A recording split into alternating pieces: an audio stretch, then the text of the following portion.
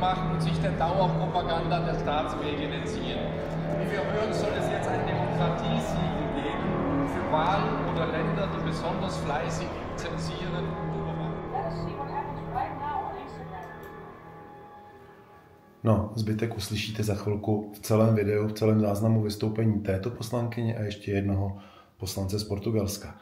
Dnes tady máme debatu o DSA, o tom, čemu ta levá strana sálu, to znamená levicová strana sálu, říká, že je třeba kontrola, že je třeba regulace, že je třeba pořádně se podívat pod prsty těm všem Muskům a Zuckerbergům, jak používají algoritmy, jakým způsobem ovlivňují veřejnou debatu a vpravo někde na tom rozhraní uprostřed sálu doprava, tak tam začíná spíš to mínění, které potom tam u nás někde už je naprosto jasné, svoboda, totální svoboda slova, nechte bejt všechny algoritmy, neregulujte, neskoušejte to, my s tím máme všichni špatnou zkušenost, především ti z postkomunistických zemí.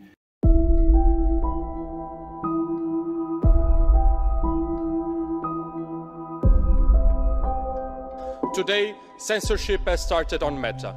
I invite all members here in the House to search for the hashtag Democrat on Instagram or Facebook and to see the 0 results that are displayed due, imagine, to alleged sensitive content. Yet, if you search for hashtag Republican or hashtag white supremacy, there are millions of results. For the far right, democracy is sensitive. For us, proud Europeans, democracy is fundamental. Thank you.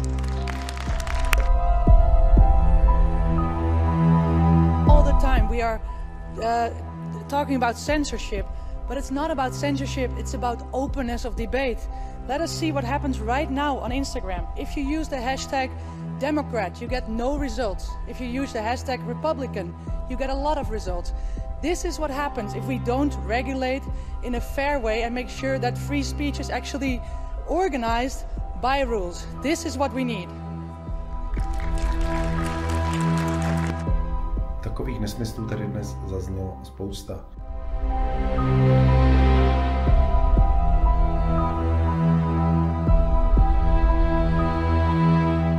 A teď si ukážeme, jak je to ve skutečnosti.